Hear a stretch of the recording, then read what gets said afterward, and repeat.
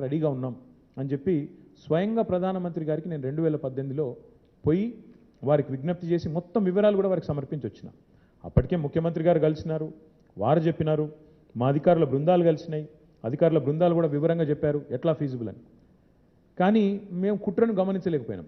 దీని వెనకాల ఏం జరుగుతుంది బ్యాక్గ్రౌండ్లో అనే కుట్ర మేము అర్థం చేసుకోలేకపోయినాం.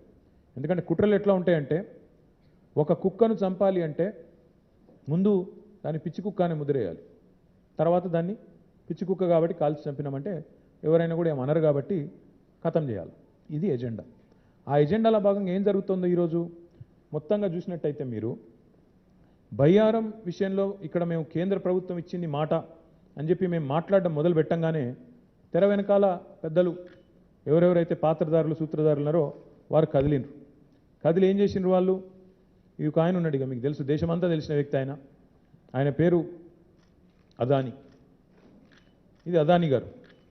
అదానీ గారు ఏం చేసిండ్రు? 2018 ఇది కరెక్ట్, మీరు అందరికీ కూడా ఇప్పుడు వివరాలు ఇస్తానది మీరు చూసుకోవచ్చు. అదానీ గారు 2018 సెప్టెంబర్లో, నేను కలిసింది జూన్లో, సెప్టెంబర్ 2018లో ఆయన దుకాణం తెరిచిండు. ఏం దుకాణం పెట్టిండు? Adani wholly owned subsidiary. ఆ సబ్సిడరీ పేరేంది? Bailadila iron ore mining private limited. Bailadila iron ore private limited అనే కంపెనీ అదానీ కంపెనీ పెట్టింది. పెట్టినాక ఏమవుతుంది? ఆటోమేటిక్గా ఏమవుతుంది మీకు కూడా తెలుసు, నాకు కూడా తెలుసు. ఏం జరిగిందంటే అప్పటిదాకా అంతకంటే ముందు కొంత కథ నడిచింది. ఏమని?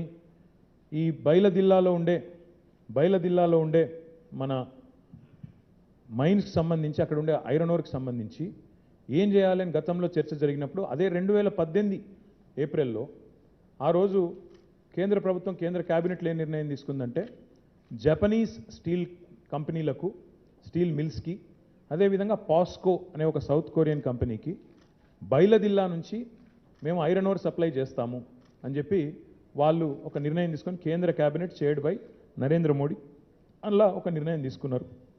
తీసుకున్న తర్వాత ఇది ఆయన సౌత్ కొరియా ఆయన ప్రధానమంత్రి గారిని కలిసింది, తీసుకొని బైలదిల్లా మేము పెడుతున్నాం, మొత్తానికైతే ఐరన్ ఓరు అక్కడ మైనింగ్ స్టార్ట్ చేస్తున్నామని చెప్పి పెట్టినారు. పెట్టిన తర్వాత ఏమవుతుంది? ఇక్కడ వెంటనే అదానీ గారు కంపెనీ పెట్టిండు, only owned subsidiary company Bailadila iron ore mining private limited అనే కంపెనీ ఆయన తెరిచిండు. తెరిచిన తర్వాత ఎక్కువ సమయం పట్టలేదు, కేవలం స్వల్ప సమయంలోనే ఇదే అదానీ గారు